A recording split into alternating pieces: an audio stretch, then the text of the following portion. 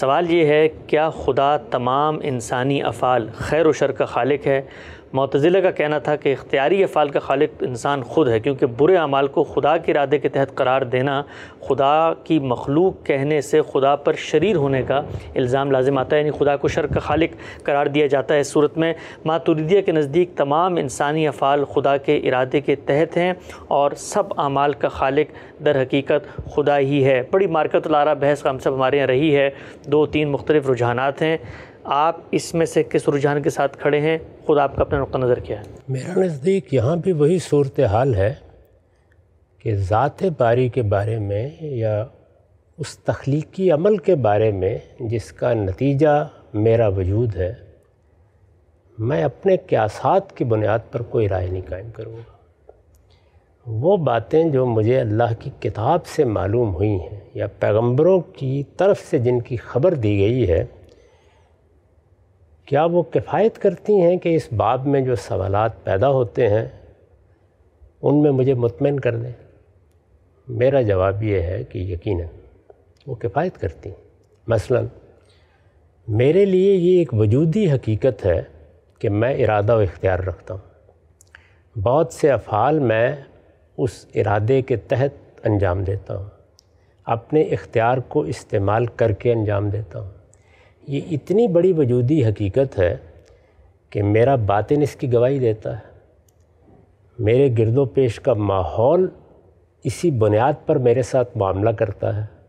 پوری دنیا میں اس کو ایک عالمگیر صداقت کے طور پر مانا جاتا ہے۔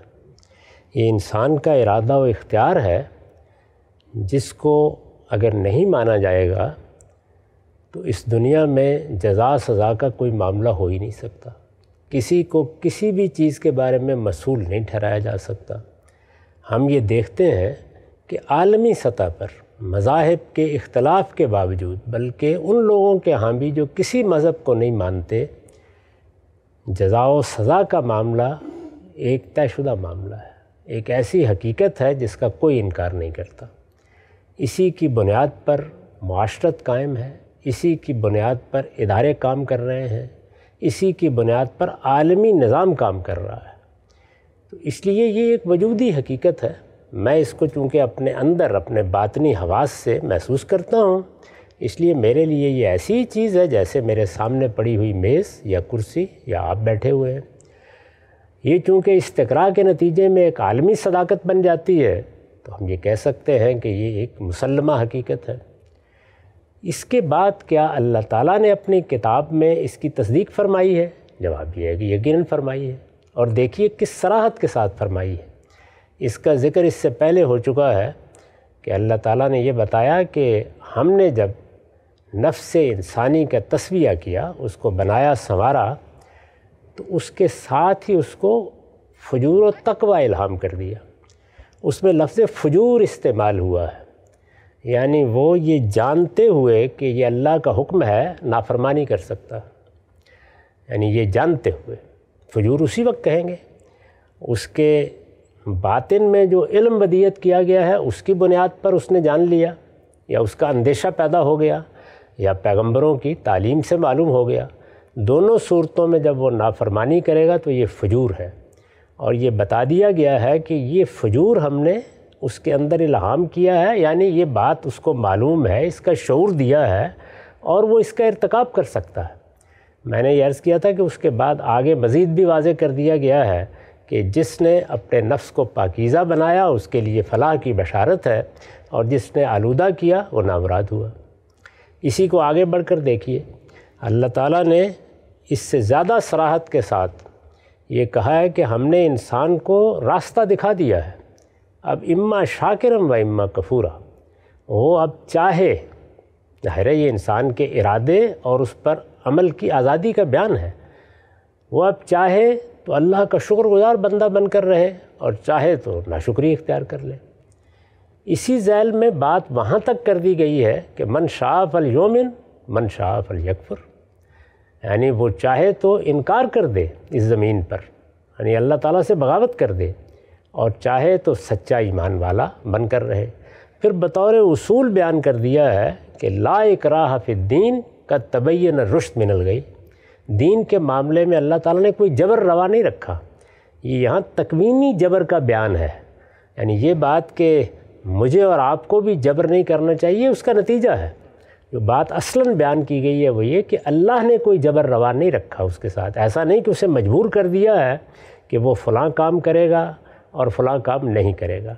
تو وہ سب اوامر و نواہی جن کا علم اس کی فطرت میں ودیت ہے یا پیغمبروں کی طرف سے اس کو معلوم ہوں گے، دونوں صورتوں میں اللہ تعالیٰ نے وضاحت کے ساتھ بتا دیا کہ انسان آزادی سے فیصلہ کرنے کی صلاحیت رکھتا ہے. اس کو یہ ارادہ و اختیار میں نے دیا ہے، وہ اس ارادہ و اختیار کے تحت شر بھی اختیار کر سکتا ہے اور خیر کو بھی اختیار کر سکتا ہے. یہ بات بہت کافی ہے. یعنی مجھے یہ بات معلوم ہو گئی کہ میرا یہ وجودی احساس کہ میں مختار ہوں، یعنی بعض معاملات میں ظاہر ہے اور وہ یہی اخلاقی معاملات ہوتے ہیں بالعموم، میں مختار ہوں. میرے اس وجودی احساس کو لفظاً اللہ تعالیٰ نے قبول فرمایا، اس کی تصدیق کی. اس کے بارے میں بغیر کسی ادنیٰ تردد کے اب میں کہہ سکتا ہوں کہ میرے خالق نے مجھے پیغمبروں کے ذریعے سے اپنی کتاب میں بتا دیا ہے کہ یہ اختیار مجھے حاصل ہے. البتہ یہ تنبیہ کر دی گئی ہے کہ یہ سب کچھ میری مشیت کے تحت ہے، یعنی میں اذن دیتا ہوں تو یہ سب ہوتا ہے، یہ بھی بتا دیا گیا ہے. اس کے بعد مجھے یہ بتائیے کہ یہ بحث کرنے کی مجھے ضرورت کیوں پڑے گی کہ میں جب کوئی برا کام کرتا ہوں تو جو فعل وجود میں آتا ہے اس کا خالق کون ہے؟ یہ ضرورت کیوں پیش آئی؟ بہت اہم نقطہ ہے. مجھے کسی پہلو سے بھی اس کی کوئی ضرورت محسوس نہیں ہوتی. میں اس بحث کو بالکل غیر متعلق سمجھتا ہوں. میرے لیے یہ دو چیزیں بہت کافی ہیں، یعنی میرا وجودی احساس اللہ تعالیٰ کی طرف سے، اس کے کلام کی طرف سے، اس کے پیغمبروں کی طرف سے اس کی تصدیق اور اس صراحت کے ساتھ تصدیق. مجھے تو فیصلہ یہ کرنا تھا کہ اس دنیا میں جو کچھ کر رہا ہوں کیا اس کے لیے میں مسئول ٹھہرایا جاؤں گا. اس مسئولیت کو واضح کر دیا گیا اور اس آزادی کو بھی واضح کر دیا گیا.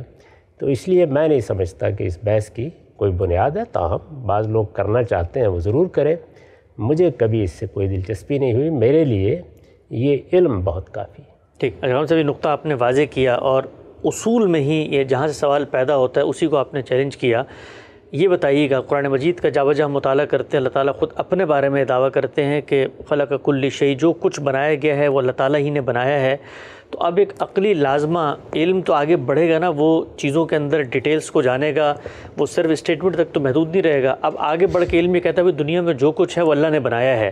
اب اللہ نے جب بنایا ہے تو اللہ نے خود اپنی کچھ صفات بھی بتائی ہیں، وہ رحمان بھی ہے، وہ رحیم بھی ہے، وہ منزہ ستودہ صفات ہستی ہے. تو کچھ چیزیں جو تخلیق میں ہمیں شر نظر آ رہی ہوتی ہیں تو عقل تو یہ سوال اٹھائے گی نا کہیں پہ کہ بھئی پھر یہ کہنے میں معنی کیا ہے. یعنی اس کو یوں کیوں نہیں کہا جا سکتا کہ شر اللہ نے تخلیق کیا ہے لیکن تخلیق انسان کے امتحان کے لیے کیا ہے؟ تو سوال کا جواب واضح ہو جائے گا. اتنی واضح بات اللہ تعالیٰ کو بیان کر دینی چاہیے تھی. پھر میں اس کو بیان کرتا، پھر میں اس کا درس دیتا، پھر میں اس کو بتاتا. اسی لیے میں نے تمہید میں یہ عرض کیا تھا کہ اللہ تعالیٰ کے معاملے میں، اللہ تعالیٰ کے سنن کے معاملے میں، اللہ تعالیٰ کے دین کی تفصیلات کے معاملے میں میرے پاس جاننے کے ذرائع نہیں ہیں. جتنا علم مجھے حاصل ہوتا ہے اس کے حدود میں رہ کر مجھے آراء قائم کرنی ہے. اللہ ہر چیز کا خالق ہے، یہ ایک اجمالی بیان ہے. ظاہر ہے کہ اس کی تفصیلات تک پہنچنا نہ میرے لیے ممکن ہے، نہ میرے یہ احاطہ ادراک میں آ سکتی ہیں. اللہ ہر چیز کا علم رکھتا ہے، یہ ظاہر ہے کہ یہ بھی ایک اجمالی بیان ہے، میں اس کی تفصیلات میں بھی نہیں اتر سکتا. تو اس لیے میں نے عرض کر دیا تھا کہ اللہ تعالیٰ کے بارے میں جتنی بات مجھے اس کی کتاب سے معلوم ہو جائے گی میں اس پہ اکتفا کروں گا. اگر وہ کہیں متشابہات کے اسلوب میں ہے تو اس کی حقیقت کے درپے نہیں ہوگا. مجھے تنبیہ کر دی گئی ہے کہ لا تقف ما لیس لک بہ علم، اس لیے ان تمام چیزوں میں قیاسات کا طریقہ اختیار کرنے کے بجائے میرے لیے سوال کیا ہے؟ وہ سوال یہ ہے کہ میں اپنے اختیار اور ارادے کو سمجھوں اور اس کی مسئولیت کو سمجھوں. وہ مجھے اپنے حواس سے بھی معلوم ہو گیا اور وہ مجھے اللہ کی کتاب سے بھی معلوم ہو گیا. اس کے بعد تو دسیوں سوالات پیدا ہوتے ہیں، تخلیق کے عمل کے بارے میں ہوتے ہیں، اس کی نوعیت کے بارے میں ہوتے ہیں. وہ تو ایک دنیا ہے، میں کھول کر بیٹھ جاؤں گا، لیکن ان سب سے مجھے اپنے آپ کو روکنا ہے. اس لیے کہ مجھے بتا دیا گیا ہے کہ فما اوتیتم من العلم الا قلیلا، جو علم مجھے دیا گیا ہے اس کے حدود میں رہ کر میں رائے قائم کروں گا۔ اللہ تعالیٰ اگر اس مسئلے کو اس طرح بیان کرنا چاہتے، اس طرح مجھ سے کچھ منوانا چاہتے، اس طرح اس کو واضح کرنا چاہتے تو اپنی کتاب میں بتا دیتے۔ یہ کتاب ہے جو اصل میں ہدایت کی کتاب کے طور پر آئی ہے۔ مجھے اصرار ہے کہ مجھے اس کے حدود میں رہ کر ذات باری کے بارے میں، اس کی صفات کے بارے میں، اس کے سنن کے بارے میں رائے قائم کرنی ہے۔ اس میں ادنا درجے میں بھی اپنی طرف سے عقلی مقدمات قائم کر کے نتیجے نہیں نکالنے۔ ایسا نقطہ واضح ہوا۔ اچھا یہ بتائیے، اللہ کی کتاب پہ ظاہری بات ہے آپ کا اصرار ہوتا ہے، اگر اسی کتاب میں یہ بات واضح ہو جائے کہ بہت ساری ایسی شر کی چیزیں ہیں جس کی نسبت اللہ تعالیٰ اپنی جانب کرتا ہے اور حکمت بیان کرتا ہے، مثلا ایک آیت میں آپ کے سامنے رکھتا ہوں، وَلَنَبْلُوَنَّكُم مِّنَ الْخَوْفِ وَالْجُوعِ وَنَقْصٍ مِّنَ الْأَمْوَالِ، اللہ تعالیٰ کہتے ہیں میں آزماتا ہوں تمہیں خوف سے، بھوک سے اور یہ جو مال کی چیزیں ہیں ان میں فتنے سے۔ تو اب یہ جتنی چیزیں ہیں یہ تو شر کی چیزیں ہیں اور اللہ نے اس کی نسبت اپنی طرف کی ہے کہ میں یہ کام کر کے تمہیں آزماتا ہوں، تو یہاں کہنے میں کیا معنی ہوگا؟ اس وقت جو سوال زیر بحث ہے اس میں یہ شر موضوع نہیں ہے۔ یہ شر تو اصل میں عربی زبان کے استعمال کے لحاظ سے آلام کا شر ہے، یعنی دنیا میں تکلیف آتی ہے، بھوک آتی ہے، مصیبت آتی ہے، وہ یہاں زیر بحث نہیں ہے۔ یہاں انسانی افعال سے جو شر پیدا ہوتا ہے، ایک آدمی بدکاری کا ارتکاب کرتا ہے، چوری کرتا ہے، ڈاکہ ڈالتا ہے، وہ زیر بحث ہے، اس کے بارے میں بحث ہو رہی ہے۔ یہ سب آلام یہ تو اللہ ہی کے پیدا کردہ ہے، اسی کے قانون کے مطابق یہ آتے بھی رہتے ہیں اور یہ امتحان بھی بنتے ہیں، وہ ایک الگ بحث ہے، اس کا یہاں سے تعلق نہیں ہے۔